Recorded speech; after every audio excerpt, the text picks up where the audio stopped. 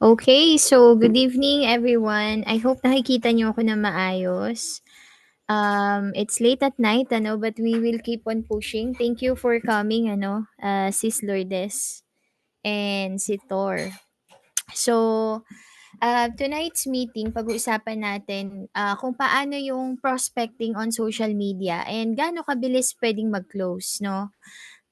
Sobrang basic nito 'no, itong lesson na 'to, pero marami ang hindi gumagawa nito.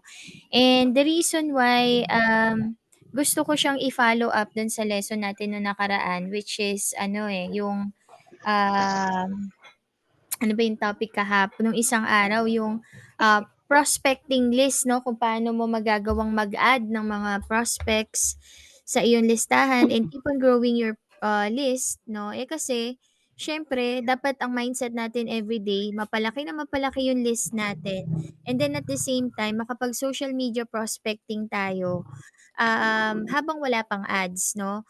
Kasi sa panahon ngayon hindi naman talaga palaging ads tayo ng ads 'no. Sayang yung mga low hanging fruit na tinatawag, yung mga tao na warm audiences natin, mga kakilala, mga kaibigan 'no, mga kamag-anak, Facebook friends na natin 'no, schoolmates, classmates 'no, dating katrabaho. So napakahalaga ng, tinatawag natin na lesson na social selling 'no, and, simple lang 'tong lesson na 'to 'no guys, medyo low na talaga yung energy ko sa gabi. Tomorrow nga is, magpapa-second opinion kami sa Saint Luke's 'no, alis kami ni Angel.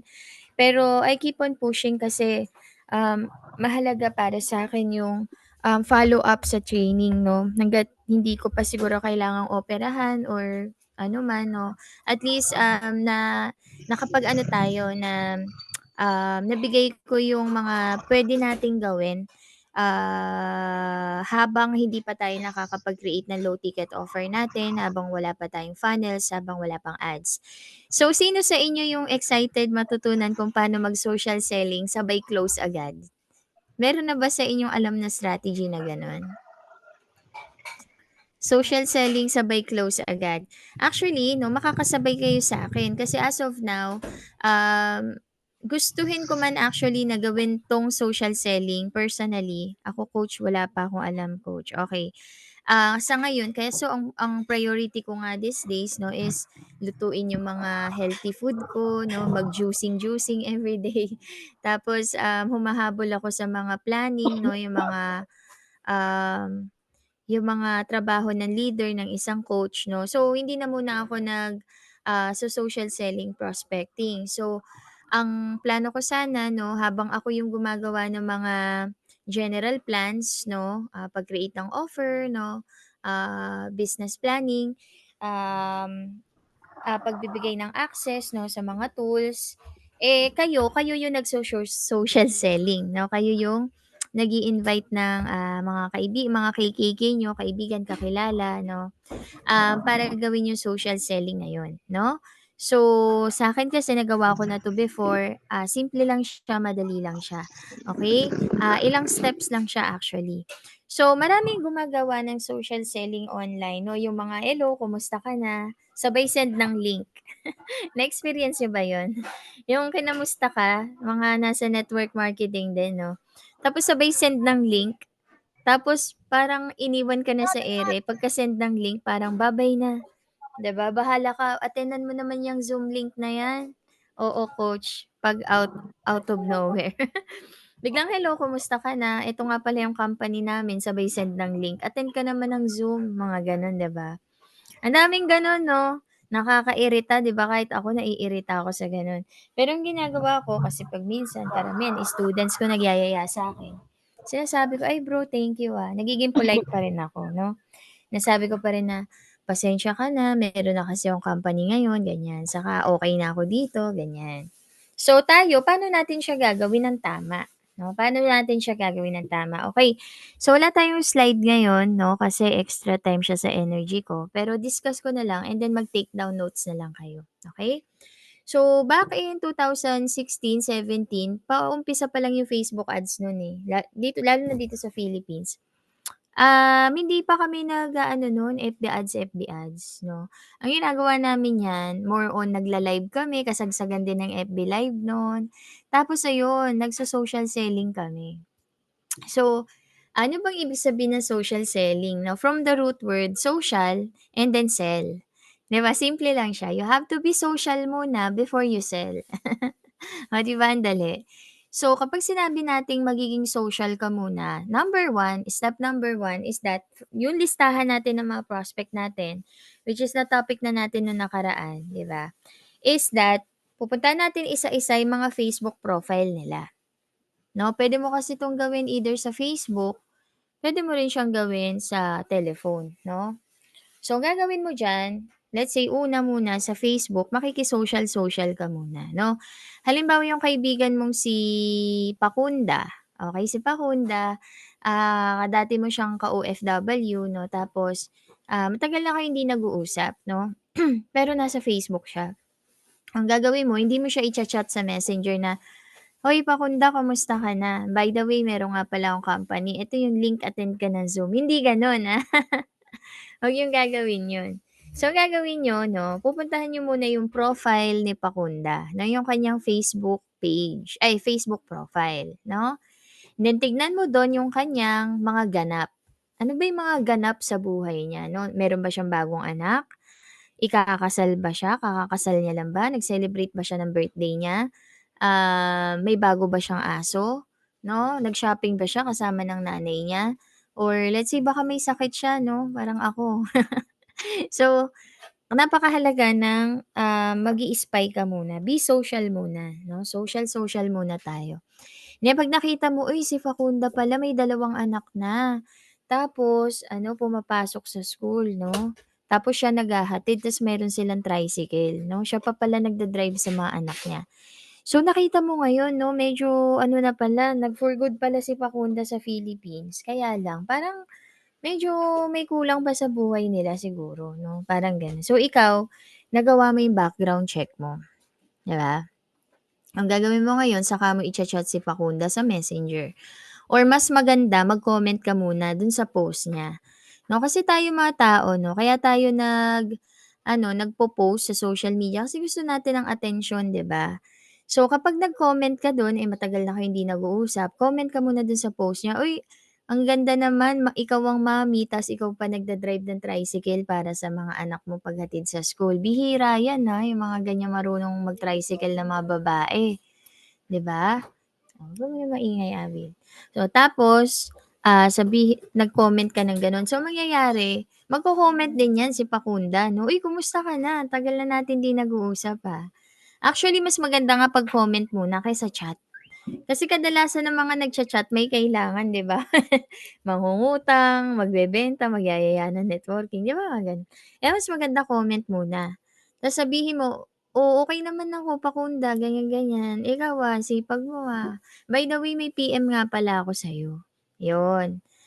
Tapos maku-curious siya na may PM ka sa kanya, pero nag-uusap pa lang kayo sa comment, 'no? So nakaka-follow ba guys? Comment naman diyan kung nakaka-follow.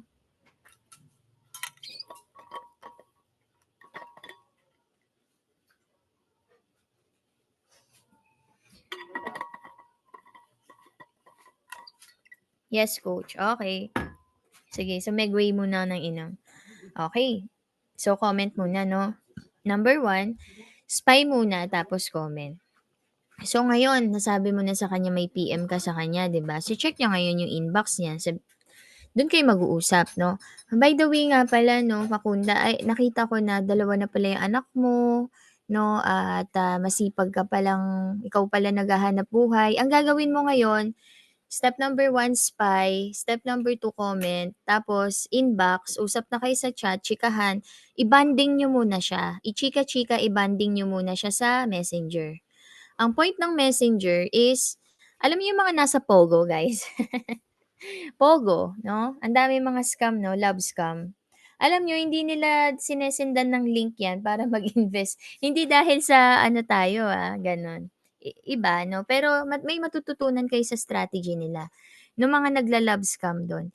Hindi sila basta-basta nagse ng link para mapa-invest yung mga tao dun sa mga scam na investment na Bitcoin 'no, mga ganyan, ng kakakausap lang nila ngayon 'no. Meron silang tinatawag na pinapahinog pa nila. Ilang araw, 'di ba? Tayo, hindi naman tayo gano'n, pero puwede nating i-apply yung kanilang strategy 'no. Ang puwede nating gawin is to really know the person first. 'No? Kailangan 'pag muna natin sila sa Messenger, kailangan sincere 'no, kailangan talagang dedicated tayo na malaman kung ano yung problem at desire nila sa buhay. Okey, kasi naniniwala tayo na yung business natin, ito talaga yung makakatulong sa kanila na mabago yung buhay nila, tama? Okay, baka naman hindi kayo naniniwala. Naniniwala ba? Ayan, take down note daw si sis. Oh, anyway may recording naman 'no. Hope so kasi medyo ano, eh, ayun nagre-record naman siya. Okay, so kailangan talaga 'no na iba-bonding muna natin sila. Bakit? Bakit kailangang i-bonding 'no? Chika-chika muna natin, kamustahan, kaibigan 'no, gano'n. Ano, kamaritesan muna, ganyan. Tapos ang gagawin niyo do'n guys, ang goal ng pakikipagtsikahan niyo sa kanila, sa mga dati niyong mga kaibigan, kakilala, katrabaho 'no, na matagal na ninyong 'di nakausap is dapat maging genuine talaga yung pakikipag-usap niyo sa kanila. Parang matagal na kaibigan na hindi nakakausap. Well, normal naman 'yan nangyayari sa buhay-buhay natin, 'di ba? Kaya lang ang maganda sa'tin may business tayo na ishe-share.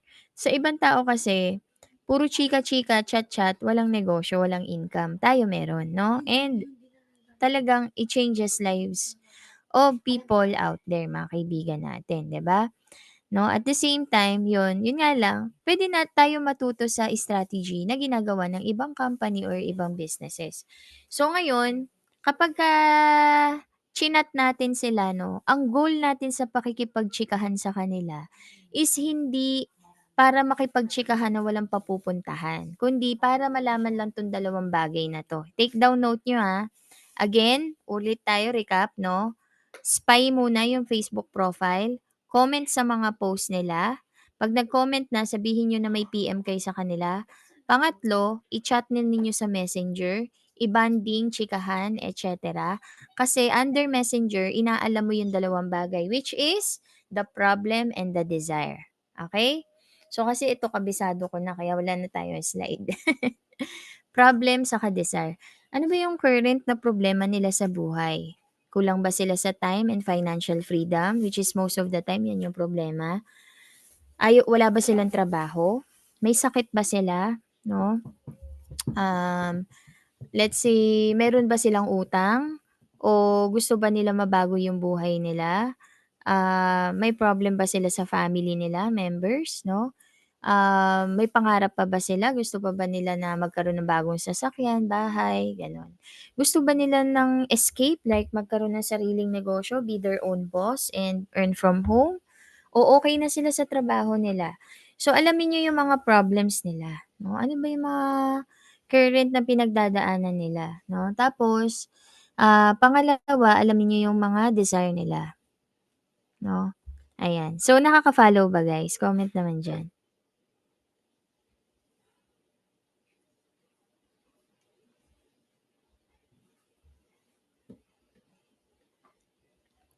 Okey ba, nakaka-follow?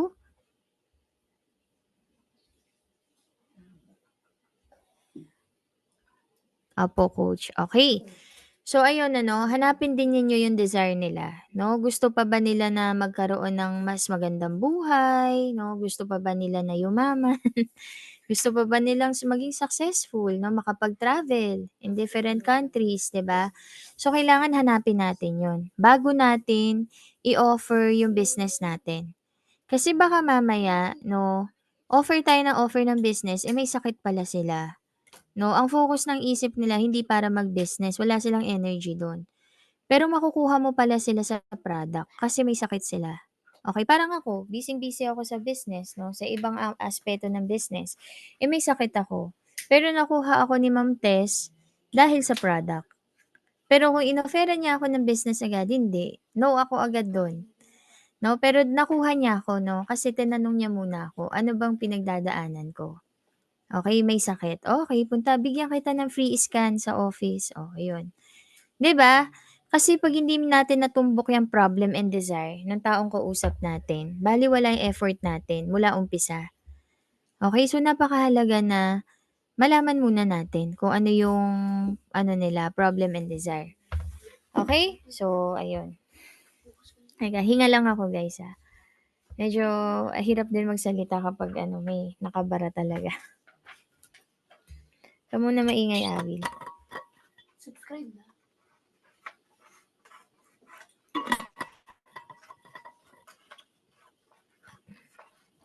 So ayun, after nung problem and desire nakuha mo na 'no, so alam na natin ngayon kung paano bubullseyehin 'no, kasi nalaman mo na. Napakahirap magbigay ng prescription, mga doktor nahihirapan sila magbigay ng reseta ng gamot o kung anong tingin nilang sakit mo kapagka hindi nagsabi ang pasyente kung anong nararamdaman niya. So, sa business gano'n din tayo 'no, kailangan alamin muna natin sa mga taong kinakausap natin kung ano ba yung problema saka yung desire nila bago tayo magbigay ng solusyon. Okay, so next step 'no, next step is ganito, sasabihin mo na sa kanya, "Ah, gano'n ba?" Hindi mo sasabihin, "Actually kaya nga kita tinawagan kasi meron akong ganito." Hindi, ganito sasabihin mo, parang coincident lang, coincident ang dating. Effective sa'kin 'to 'no, lagay mo diyan coincident. Sasabihin mo, "Sakto pala na nakausap kita." Siguro way na rin ni Lord na chinat binisita ko yung profile mo kanina tapos nakita ko may 2 anak ka na pala ta's ikaw pa naghahatid sa school. Okey, tapos dahil nalaman mo na ang problem niya is single mom siya, tapos wala siyang income, ta's gusto niya ng extra income, yun yung problem niya. Sabihin mo ganito, "Actually, sakto pala, 'no, buti pala na-check ko yung profile mo kanina, 'no, nalaman ko yung situation mo. Salamat sa pagse-share, Ganito, sabi mo sa kanya, "Puwede naman kitang tulungan. Actually, yung ginagawa ko ngayon is, ito yung side hustle ko habang halimbawa puwede mo sabihing empleyado pa ako, ganito, ganito, ganyan." 'No, sabihin mo na, "Eh, ikaw ba?" Sabihin mo, "Kung tuturuan ba kita, willing ka ba matuto?" Simpleng line 'yon 'no, simpleng line pero napaka-powerful, 'no. Sakto pala 'no, buti na lang nagkausap tayo.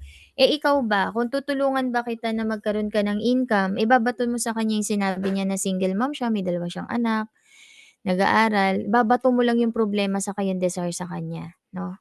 Sakto pala, again yun yung script 'no, sakto pala buti nagkausap tayo. Eh, ikaw ba 'no, kung tuturuan ba kita, ta's bato mo ulit yung sinabi niya sa'yo kanina na problem niya saka solusyon. Kung tuturuan ba kita kung paano mo magagawang kumita bilang single mom, nasa bahay ka lang, willing ka bang matuto? Most of the time 'no, sasagot talaga yan ng yes. Mabilis na yes. Pero 'wag mo agad i-invite sila sa Zoom link or ano, hindi pa. Na sasabihin mo ganito, kina-qualify mo pa sila, eh.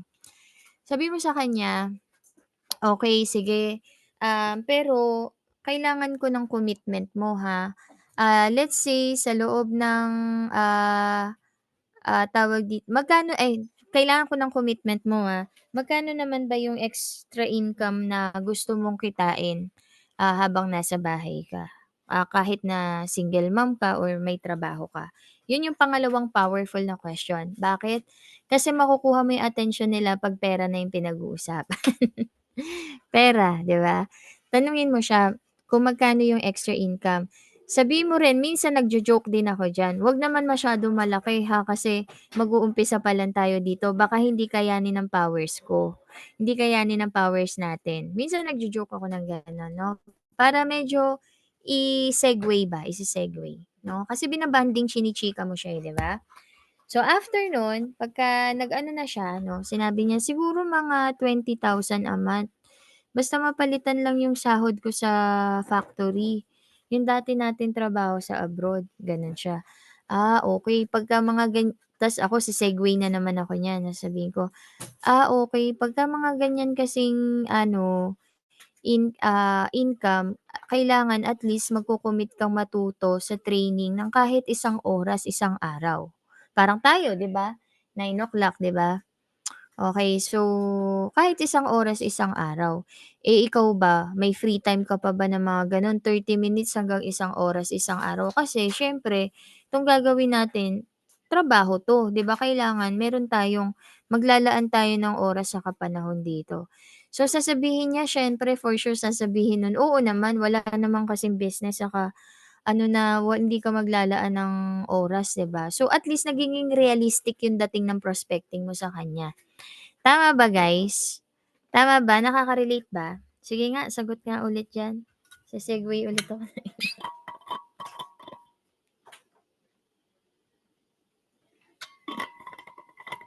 Kasi 'pag natutunan niyo 'to guys, ang dali na lang sa inyo mag-social selling. Subscribe na. Ano mga parating mo, Will, Yes po coach, okey naman, learning ba, learning? Okey ba guys, learning ba? Tama, natututo ako coach, very good. Okey, so ngayon after nun ano, manhid yung tiyan ko. After nun guys 'no, sasabihin niyo sa kanya, "Okey, buti naman willing ka matuto saka maglaan ng oras."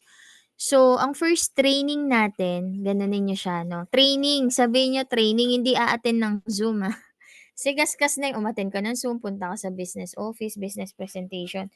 Sabihin mo ganito, so ang first training natin is magsisimula ayun, pa-attendan mo na siya ng Zoom natin. Training, sabihin mo training. Ang daming ganyan 'no, papupuntahin niyo sa ano. So, para training, orientation, gano'n, is magsisimula kung kailan tayo may business presentation, guys. Okay, halimbawa magpe-present si coach, Ace 'no, tapos sila Ma'am Tess, sa Zoom lang muna 'no, sa Zoom. Tapos kapagka ano na, napa-attend niyo na ng Zoom, ayun na, successful na 'yon.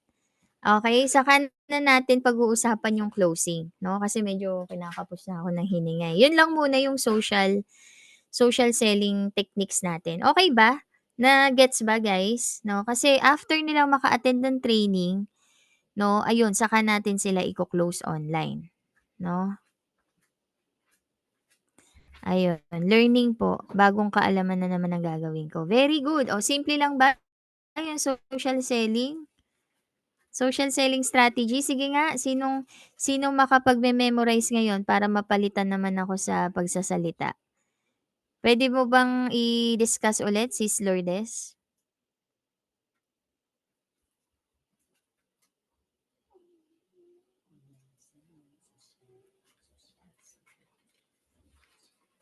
Gets ko. Gets daw ni Sis Lourdes. Puwede mo bang i-voice message, sis? Sasalita ka diyan. Paliwanag mo kung papaano gagawin ang social selling?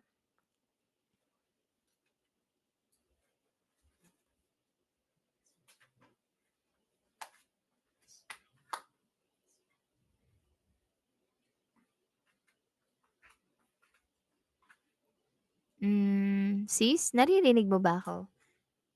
Kaya ba, kaya? O baka nahihiya? Ayaw magsalita?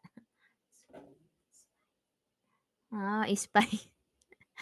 Okey, sige kung nahihiya 'wag na lang. Okey, so ayun 'no, gano'n lang kasimpleng social selling. So, puwede niyo silang i-follow up, sabihin mo, "Oh, uy ano, limited lang yung access para sa training, kaso mahina ang signal." Okey lang sis, para at least, magpa-practice na lang yung iba bukas 'no, o kaya gawin niyo na actual. So bukas guys, magpupunta kami ng St. Luke's, hindi ko alam kung may spare energy pa ako para mag-train. So sunod-sunod na 'yan 'no, unang topic natin prospecting list 'no, growing your prospect. Ngayon makakapag-social selling ka na. Bukas 'pag may energy ako, siguro gabi talagang pagod na ako niyan pagdating ko ng bahay baka hindi na tayo makapag-training bukas. Try ko na lang ng umaga habang nasa coffee shop ako, tuturo ko naman yung, closing 'no, malupit na closing strategy 'no, kung paano mo magagawa ma-close yung mga umattend ng presentation, okay. Pero sa ngayon kailangan natin ng traffic kasi sobrang konti natin. Kung wala lang akong sakit ngayon, pinaspasan ko na 'tong social selling, pati offer creation, pati paggawa ng mga funnel et cetera. Kaya lang talagang nakikita niyo naman 'no, nakahawak ako sa tiyan ko ngayon, inaalalayan ko kasi kinakapos ako ng hininga sa pagsasalita saka medyo namamanhid yung tiyan ko. So, um, ang gagawin natin, gusto ko talaga na mag-ano kayo, yung talagang gawin natin 'to guys kasi dreams natin 'to, eh, pangarap natin 'to. So kailangan, nag-aano tayo, ginagawa natin talaga yung prospecting everyday, at least 10 people a day. Kasi may mapapapasok at mapapapasok tayo diyan. So nalulungkot ako kasi yung Zoom natin with the Sir Ace nagsisikap sila mag-present 'no, pero yung mga uma-attend mga member na. So, kailangan natin na okey lang na i-strengthen naman tayo, pero kailangan natin ng traffic. Mga bagong tao 'no, na mapo-prospect natin 'no. So, ayun. So, thank you so much sa concern niyo guys 'no. Kung ako nga, eh, 'di ba may sakit tapos tuloy pa rin yung training and everything. Kung expert sana ako, ako na lang magsasalita diyan. Sis, magiging expert ka na nga sa closing, eh, 'di ba? Ikaw nga ang pinili kong magiging closer, 'di ba?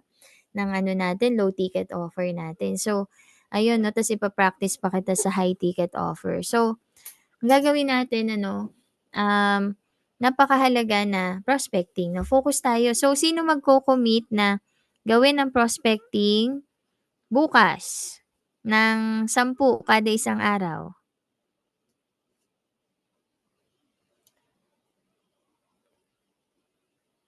Oo, sa TikTok 'no. Actually, oo, madali na rin talagang mag-ano, social media 'no, TikTok.